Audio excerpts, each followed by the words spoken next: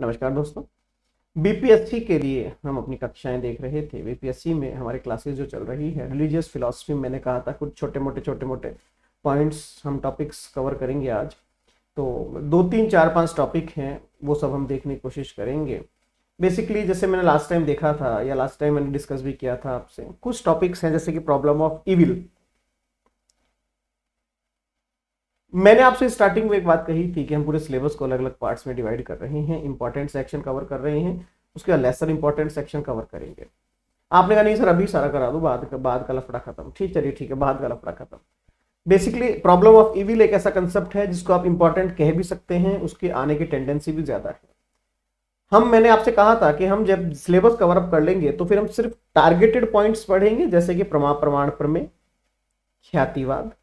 ठीक है, इस तरीके से वेस्टर्न फिलॉसफी के अंदर बुद्धिवाद, अनुभववाद, समीक्षावाद, आदर्शवाद। सेम एज फिर आपके सोशल पॉलिटिकल के अंदर गांधीयन फिलॉसफी, आतंकवाद। ठीक है, simple traditional and modernity. Simple religious philosophy के अंदर मोक्ष, अशुभ की समस्या, धार्मिक भाषा। बस यही टॉपिक हम फिर कवर अप करेंगे। तो इसमें होगा क्या कि एक दिन में आप दो दो टॉपिक भी कवर कर सकते हो, तो 1 वीक का ये पूरा शेड्यूल रहता है। बट आप लोगों ने कहा नहीं सर वो तो पता नहीं होगा, कैसे होगा, क्यों करेंगे। आप तो एक काम करो, अभी से ही सबको चलते रहो तो बेटर है हमारे लिए। तो ठीक है, जैसा आपको उचित लगा। आज के जो आपके टॉपिक हैं वो शुरू करते हैं। मैं टॉपिक देख लेता हूं क्या है। एक टॉपिक है आपका equality, unity, universality of religion, religious tolerance, conversion and secularism. Unity, equality और यूनिवर्सलिटी। धर्म के अंदर अगर मैं कैरेक्टरिस्टिक्स की बात करूं, रिलीजन के अंदर अगर मैं विशेषताओं की बात करूं, तो एक थोड़ा सा एक दृष्टिकोण समझने की कोशिश कीजिएगा। यूनिटी, अगर धर्म की एक विशेषता है कि धर्म का आप समझने की कोशिश कीजिए। मान लीजिए मैंने रेड कलर का शर्ट पहना है, आपने भी रेड कलर का शर्ट पहना है, आज सारे स्टूडेंट्स ने रेड कलर का शर्ट पहना है, तो ये हमारी यूनिटी है। आपने कहा सर कैसे? हमने एक यूनिट बना लिया, हमने एक वर्ग बना लिया कि साहब लाल कपड़े वाले अलग जगह बैठेंगे सारे के सारे, तो ये यूनाइट हो गए। कपड़े की मदद से हमने एक दूसरे से रिलेशंस बना लिए कि साहब जो लाल लाल वाले हैं वो इस तरफ बैठ जाइए। यूनिटी।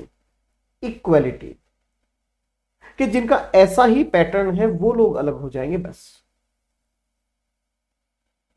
यूनिवर्सलिटी, नहीं नहीं नहीं, जितने भी लोग यहां खड़े हैं वो सब एक ही।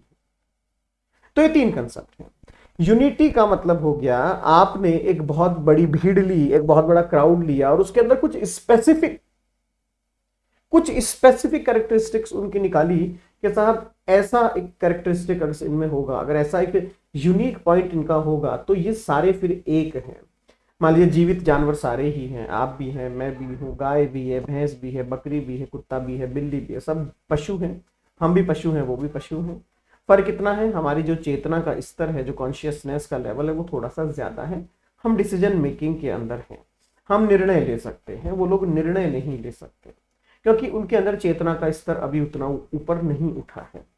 हम डिसीजन भी ले सकते हैं, बट अगर आप देखें, मैंने एक बात कही कि हम डिसीजन ले सकते हैं इसलिए हम इंसान हैं, वो नहीं ले सकते इसलिए वो पशु हैं। ये मैंने इन दोनों को अलग अलग कर दिया।